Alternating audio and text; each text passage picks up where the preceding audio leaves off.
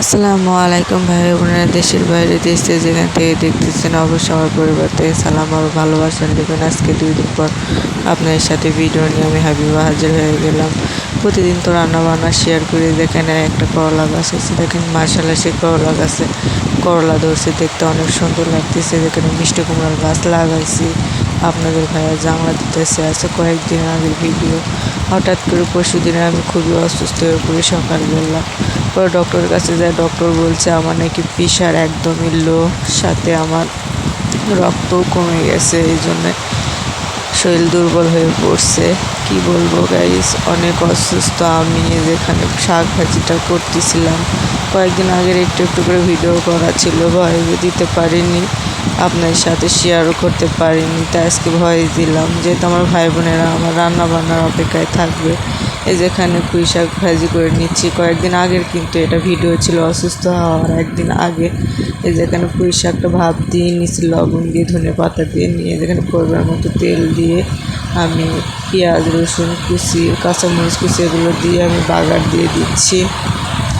আমি তো অনেক শাক পছন্দ করি, জানেনই আপনারা। অনেক মাঝে মধ্যেই কিন্তু শাক রান্না করি, কারণ আমি পছন্দ করি। তা সত্ত্বেও বুঝতে পারলাম না আমার শরীরে রক্ত কমে গেল কিভাবে। ডক্টর বলছে একদমই আয়রন কম আপনার শরীরে, রক্ত নেই, এই জন্য প্রচণ্ড শরীর দুর্বল, আপনি উঠতে পারতেছেন না। আর হঠাৎ করে প্রেশার একদমই লো হয়ে গেছে। করছে আপনি এত লো হয়ে গেল কিভাবে, আপনি কি খাওয়া দাওয়া করেন না নাকি? যেখানে শুটকিটা ভর্তা করব, শাকভাজিটা নামাই নিয়েছি। এই যেখানে পেঁয়াজ কাঁচামরিচ সব কিছু দিয়ে দিছি, ধনে পাতা রসুন, সামান্য একটু পানি দিব আর হলুদ লবণ দিয়ে নিয়েছি। দিয়ে সামান্য একটু পানি দিয়ে আমি ভাপ দিয়ে নিব, সিদ্ধ করে নিব। আমার শাশুড়ি এভাবে শুটকি ভর্তা করে, সেটাই আপনাদের সাথে শেয়ার করলাম। পরিমাণ মতো তেল দিয়ে দিব, দিয়ে হালকা করে উল্টে পাল্টে ভেজে নিব। সামান্য বেশি ভাজা যাবে না, তাহলে শুটকি ভর্তাটা খেতে ভালো লাগবে না, তিতা তিতা লাগবে। এই যে সামান্য পানি দিয়ে 2-3 বার আমি নাড়াচাড়া করে নেব। আর অবশ্যই আমার জন্য দোয়া করবেন, আমি যেন তাড়াতাড়ি সুস্থ হয়ে আপনাদের মাঝে রান্নাবান্নার ভিডিও নিয়ে আসতে পারি। এত শরীর দুর্বল ছিল, আপনাদের সাথে কথা বলতেছি আর দেখেন আমি হাঁপাচ্ছি, মনে হয় আমি কি কাজকর্ম করতেছি। এতই শরীর দুর্বল, ডক্টর বলছে আপনি প্রচণ্ড দুর্বল।